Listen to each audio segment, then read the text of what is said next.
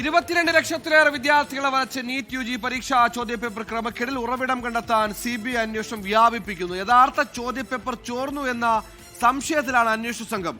കേസിൽ മഹാരാഷ്ട്രയിൽ നിന്ന് 2 പേരെയും രാജസ്ഥാനിൽ നിന്ന് BJP പ്രവർത്തകനും സഹോദരനെയും പിടികൂടിയിട്ടുണ്ട്. ഇരുവരുടെയും കുടുംബത്തിലുള്ള 3 പേർ കഴിഞ്ഞ വർഷം നീറ്റ് വിജയിച്ചു.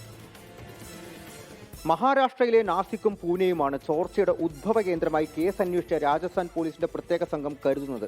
നാസിക് സ്വദേശിയായ ശുഭം ഖൈർനാറിന് യഥാർത്ഥ ചോദ്യപേപ്പർ ലഭിച്ചുവെന്ന നിഗമനത്തിലാണ് CBI. ശുഭത്തിന് ചോദ്യപേപ്പർ നൽകിയ കേസിലെ പ്രധാന കണ്ണി എന്ന് കരുതുന്ന ധനഞ്ജയ് ലോഖണ്ഡെ എന്ന 26-കാരനെയും അറസ്റ്റ് ചെയ്തിട്ടുണ്ട്.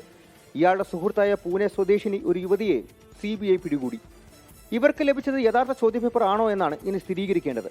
10 ലക്ഷം രൂപയ്ക്ക് ശുഭം ചോദ്യപേപ്പർ വാങ്ങിയപ്പോഴും 15 ലക്ഷം രൂപയ്ക്ക് അയാൾ അത് ഗുരുഗ്രാമിലെ ഡോക്ടർക്ക് വിറ്റപ്പോഴും വിതരണം കൊറിയർ പാർസലിലൂടെയാണ് നടത്തിയത്.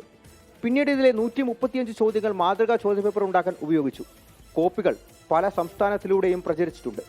ഗുരുഗ്രാമിലെ ഡോക്ടറെ പിടികൂടാനാണ് CBI പ്രാഥമിക പരിഗണന നൽകിയിരിക്കുന്നത്. മാതൃകാ പേപ്പറിലെ ചോദ്യങ്ങൾ പരീക്ഷയ്ക്ക് വരുമെന്ന അറിവോടെ പല വിദ്യാർത്ഥികളും ഇവ പ്രചരിപ്പിച്ചിരുന്നു.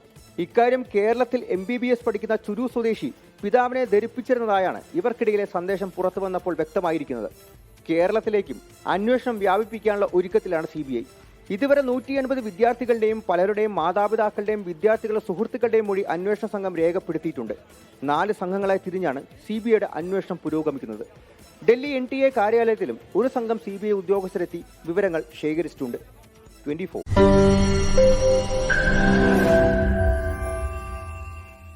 ലോകത്തെവിടെയായാലും ഏത് സമയത്തും 24 വാർത്തകളും ഓഗ്മെന്റഡ് റിയാലിറ്റി പാക്കേജുകളും എക്സ്പ്ലെയിനറുകളും വിശദമായി കാണാൻ ഞങ്ങളുടെ YouTube ചാനൽ നിങ്ങൾക്ക് സബ്സ്ക്രൈബ് ചെയ്യാം.